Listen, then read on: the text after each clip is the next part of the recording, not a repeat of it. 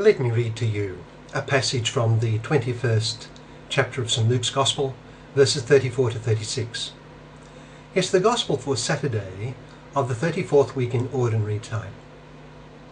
St. Luke writes, Jesus said to his disciples, "Be careful, or your hearts will be weighed down with dissipation, drunkenness, and the anxieties of life, and that day will close on you unexpectedly like a trap.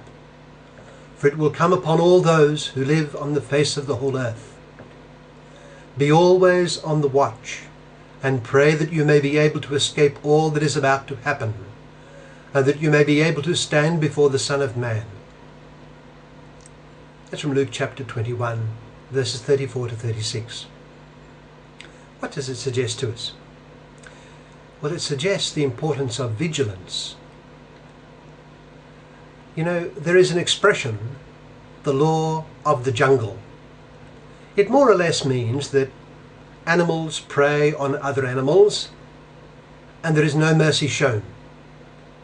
The serpent strikes when it can and the rodent is taken. And then the serpent too is attacked and killed by, well, an eagle or some other bird of prey. The same pattern is present in the world of the sea. And in his turn man preys on animals, whether they be of the land or the sea. Those that are prey must constantly be on the lookout because they sense they are vulnerable and can be taken by anything that approaches. And thus it is that birds will immediately fly away at the approach of man or animal. There is a pattern of constant hazard for all of life. In the world of man, while human ingenuity is able to build up networks and systems of protection, still great hazards remain.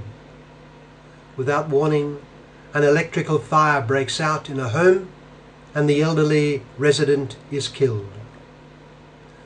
Or again, numerous shoppers are going about their business in a large mall, a shopping mall, and suddenly there is a vast explosion.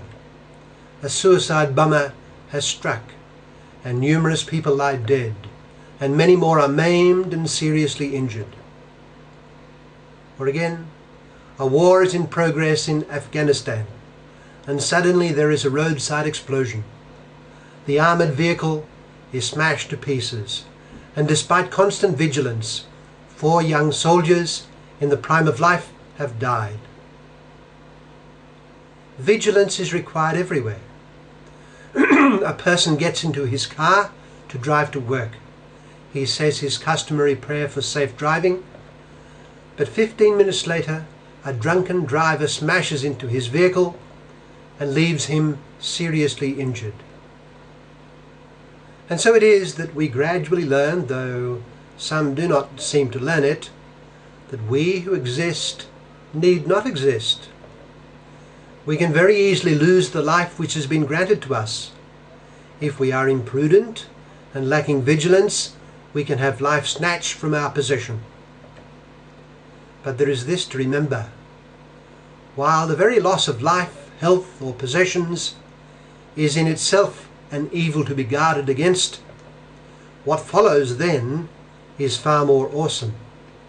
I refer to the judgment of God. In our Gospel today, our Lord instructs his disciples to be, and I quote, always on the watch.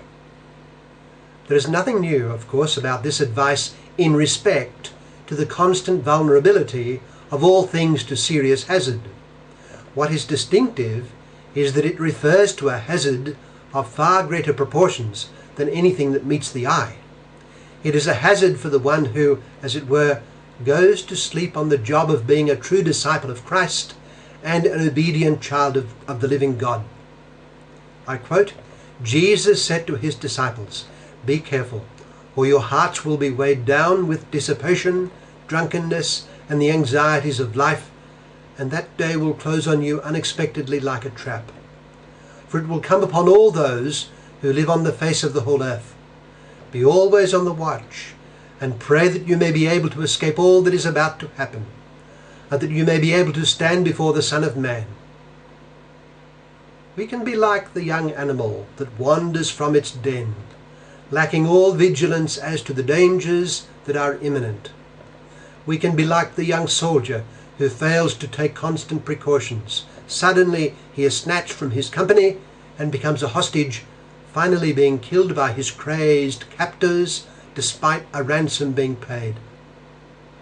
The danger our Lord is referring to comes from falling into sin, from being ensnared by attachments to enjoyment and ease or concern for material prosperity and losing interest in God and His holy will.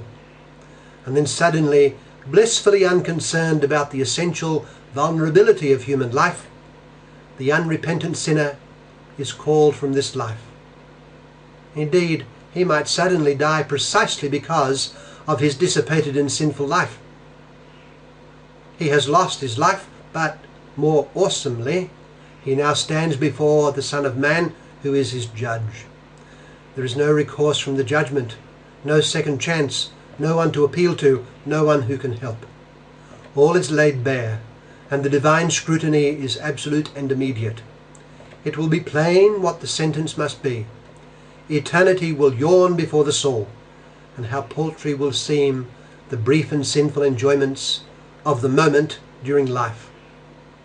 So our Lord warns, be always on the watch.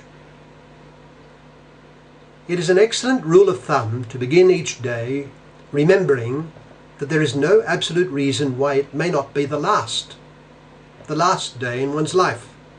There are too many cases constantly occurring of persons whose day was their last, and it was their last unexpectedly. There was no warning, and they had to pass immediately to the judgment of God. In Shakespeare's play, Hamlet's father has been killed without warning, and he comes back to his son to bemoan his present lot. So then, let us be constantly loving and serving Christ, vigilant against all that might lead us away from Him.